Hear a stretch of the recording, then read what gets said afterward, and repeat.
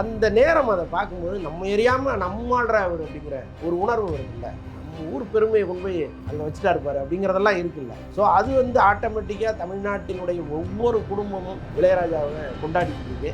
ஆனால் இந்த கொண்டாட்டத்தை இன்னும் பல மடங்கு பெருக்கி இருக்கணுங்கிறது தான் என்னுடைய கருத்து.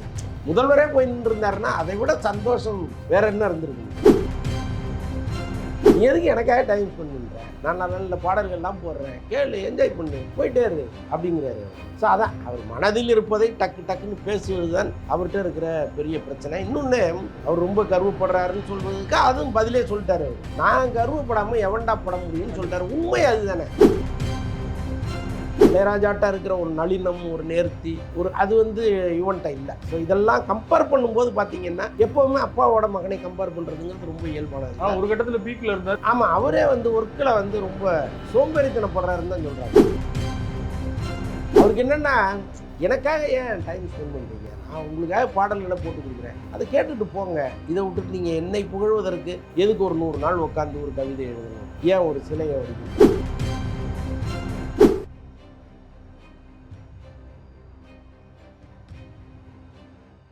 மீடியா சர்க்கிள் நேயர்களுக்கு வணக்கம். இன்றைக்கு நம்மோடு நேர்காணலுக்காக சினிமா விமர்சகர் வலைப்பேச்சு அந்தரன் அவர்கள் நம்மோடு இணைந்திருக்கிறார். அவரோடு பேசலாம். சார் வணக்கம். வணக்கம். இளையராஜா அவர்கள் இன்றைக்கு காலையில் சிம்பனியை முடிச்சுட்டு ஏர்போர்ட்டில் வந்தார். மிகப்பெரிய அளவில் ஒரு பெரிய சாதனை பண்ணியிருக்காரு. குறிப்பாக தமிழ் இசையமைப்பாளர்கள் நினச்சி கூட பார்க்க முடியாத அந்த சாதனை பண்ணியிருக்காரு. ஆனால் வரவேற்பு பார்த்தீங்கன்னா பெரிய அளவில் இல்லை அப்படிங்கிற மாதிரியான ஒரு டாக் தொடர்ச்சியாக வந்துட்டு இருக்கீங்க. என்ன ரீசன் சார்? உள்ளபடி அது ஒரு பெரிய வருத்தத்துக்குரிய விஷயம் தாங்க. நம்ம தமிழ் திரையுலகமே திரண்டு போய் ஏர்போர்ட் வாசலில் நின்று வரவேற்கிறது தான் முறை. இன்னொன்று வந்து இந்த 82 வயசுலேயும் ஒருத்தர் ஒரு இளைஞன் மாதிரி வேலை பார்க்குறதும் அவ்வளோ உற்சாகத்தோடு அவர் வர்றதும் வந்து சாதாரண விஷயம் கிடையாது. இன்னொன்று, இளையராஜாவை இந்த பெரிய மனிதர்கள் வேணால் போய் ஏர்போர்ட்டில் வரவேற்காமல் இருக்கலாமே தவிர வீட்டுக்கு வீடு இளையராஜாவை வாழ்த்தாத உள்ளங்களே கிடையாது. அந்த சிம்போனியை வந்து அவங்களுக்கு பல பேருக்கு சிம்போனினா என்னன்னு தெரியாது. ஆனால் அந்த சிம்போனினால் இளையராஜாவுக்கு ஒரு மகிழ்ச்சி வருது இல்லை. எங்கேயோ போகிறாரு லண்டனில், அந்த இதெல்லாம் பார்க்குறாங்க. இவ்வளோ பெரிய இசைக்கலைஞர்கள்லாம் உட்காந்துருக்கும் போது இவர் கையை தூக்கி என்னென்னமோ சொல்கிறாரு, அவங்க கேட்குறாங்க. அது பார்க்கும்போதே இசை தெரியாத ஒருத்தராக இருந்தால் கூட அந்த நேரம் அதை பார்க்கும்போது நம்ம எரியாமல் நம்மாடுற அவர் அப்படிங்கிற ஒரு உணர்வு வருது இல்லை. நம்ம ஊர் பெருமையை கொண்டு போய் அங்கே வச்சுட்டா இருப்பார் அப்படிங்கிறதெல்லாம் இருக்குல்ல. ஸோ அது வந்து ஆட்டோமேட்டிக்காக தமிழ்நாட்டினுடைய ஒவ்வொரு குடும்பமும் இளையராஜாவை கொண்டாடிக்கிட்டு இருக்கு. ஆனால் இந்த கொண்டாட்டத்தை இன்னும் பல மடங்கு பெருக்கி இருக்கணுங்கிறது தான் என்னுடைய கருத்து. இப்போ என்னென்னா, இப்போ பிரதமர் வந்தாருன்னா முதல்வர் போய் அவரை வரவேற்கணுங்கிற ஒரு கட்டாயம் ஒன்று இருக்குது.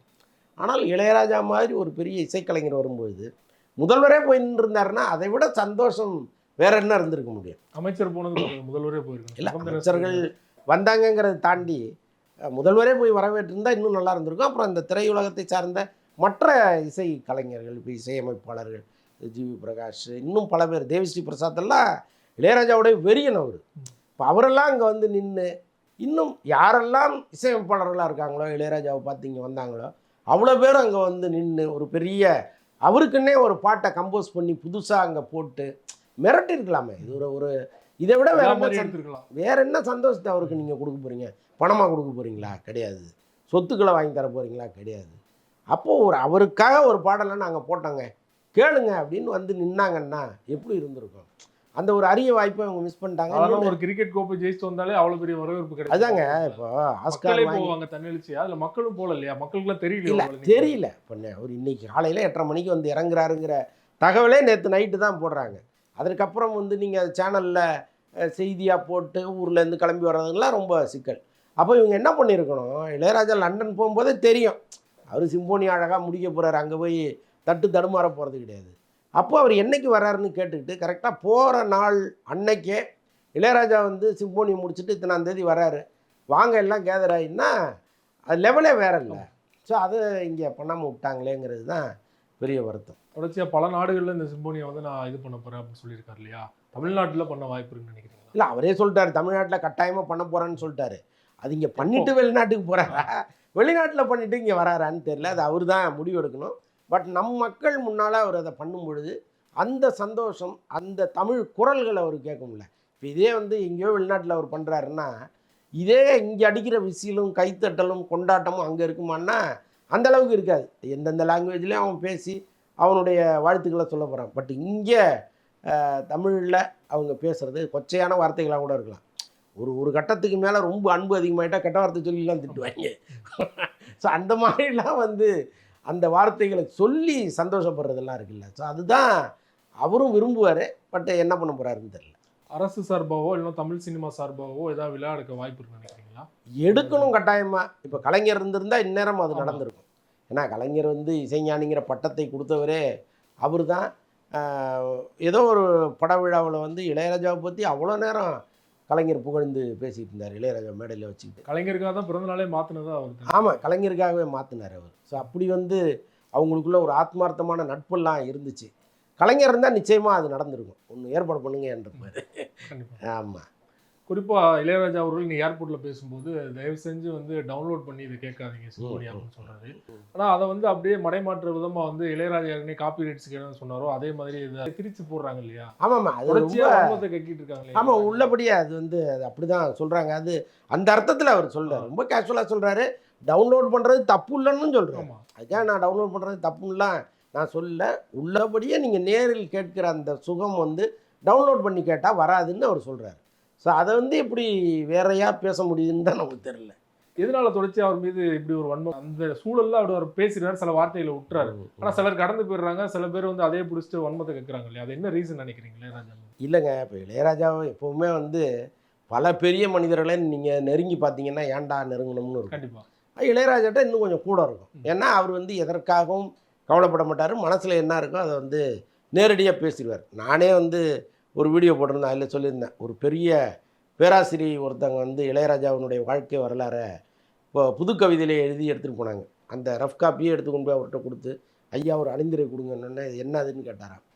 இந்த மாதிரி உங்கள் வாழ்க்கை வரலாறு நான் புது கவிதையில் எழுதியிருக்கேன் அப்படின்னு. என் வாழ்க்கையே ஒரு வரலாறு தானமான்னு பிடிங்கி போட்டு போமாட்டார். இதெல்லாம் போய் புக்காக போட்டு போமா கிளம்புமா அப்படின்ட்டார். அவருக்கு என்னென்னா, எனக்காக ஏன் டைம் ஸ்பெண்ட் பண்ணுறீங்க? நான் உங்களுக்காக பாடல்களை போட்டு கொடுக்குறேன், அதை கேட்டுட்டு போங்க. இதை விட்டுட்டு நீங்கள் என்னை புகழ்வதற்கு எதுக்கு ஒரு 100 நாள் உட்காந்து ஒரு கவிதை எழுதணும்? ஏன் ஒரு சிலையை வடிக்கணும்? எதுலேயுமே அவருக்கு வந்து நாட்டம் கிடையாது. இளையராஜா அம்மாவை வந்து ஒருத்தர் சிலையாக வடித்து எடுத்துகிட்டு வந்துருக்கிறார். அது வந்து அவர் பிடிச்சி திட்டினாரா, யோ வேலை இல்லையா உனக்கு? இது எங்கள் அம்மா இருக்காங்க, ஃபோட்டோ மாட்டி வச்சுருக்கேன், போதுமையா இதெல்லாம் எதுக்கு வேலை பண்ணிட்டு செஞ்சு எடுத்துகிட்டு வர, எடுத்துகிட்டு போகாது அப்படின்ட்டார். ஸோ அப்போ பார்க்குறவங்களுக்கு என்ன தோணும்னா, என்னையா ஒரு அரகண்டா பேசுகிறாரு இப்படி இருக்காரேன்னு தோணும். ஆனால் ப்ராக்டிக்கல் அது தானே.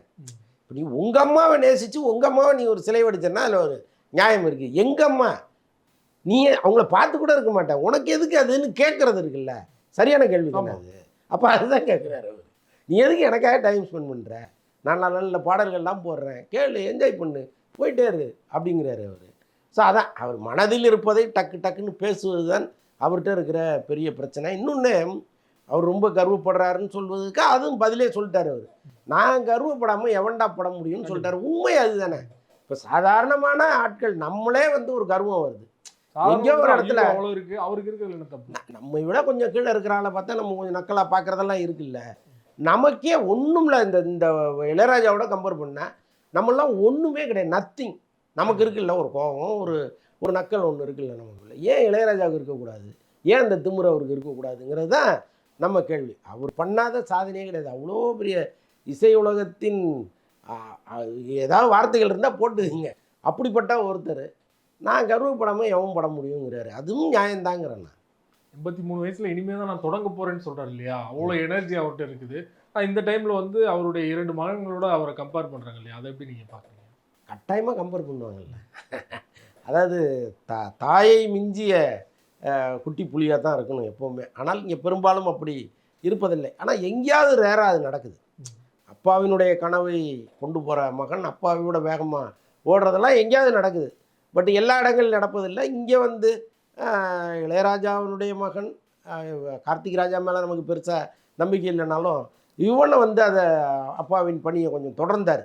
ஒரு கட்டத்தில் அவரும் தேங்கி போயிட்டாருங்கிற அளவுக்கு தான் நமக்கு தோணுது. அவருடைய வேகம், அவருடைய பாடல்களில் இருக்கிற அந்த இளையராஜாட்டா இருக்கிற ஒரு நளினம், ஒரு நேர்த்தி, அது வந்து இவன்ட்ட இல்லை. ஸோ இதெல்லாம் கம்பேர் பண்ணும்போது பார்த்தீங்கன்னா எப்போவுமே அப்பாவோட மகனை கம்பேர் பண்ணுறதுங்கிறது ரொம்ப இயல்பானது. ஒரு கட்டத்தில் பீக்கில் இருந்தார், இப்போ அப்படியே கொஞ்சம் சரிஞ்சு வந்துட்டார். ஆமாம், அவரே வந்து ஒர்க்கில் வந்து ரொம்ப சோம்பேறித்தனப்படுறாருன்னு தான் சொல்கிறாங்க. இப்போ அவரோட பணியாற்றுகிற பல தயாரிப்பாளர்கிட்ட நம்ம பேசணும்னா அது ஏங்க வெளியில் சொல்கிறதுக்கு ரொம்ப சோம்பேறியாக இருக்காருங்க. எப்போ போனாலும் அப்புறங்கிறாரே தவிர ரொம்ப ஃபாஸ்ட்டாக வேலை பார்க்க மாட்டேங்கிறாருங்கிறது தான் அவர் மீது இருக்கிற குற்றச்சாட்டு. கார்த்திக் ராஜா இன்னும் சுத்தம். ம். இவரையாவது பார்த்து நீங்கள் என்னாச்சுன்னு கேட்கலாம், அவரெல்லாம் பார்க்குறதே கஷ்டம். ஸோ அப்படிப்பட்ட சூழலில் இருக்காங்க. அவங்களாம் இளையராஜாவை பார்த்து கற்றுக்கணும். ஓகே, ரொம்ப நன்றி சார். சினிமா தொடர்பான பல்வேறு அப்டேட்டுகள் எங்களுக்கு கொடுத்தீங்க. மிக்க நன்றி. நன்றி.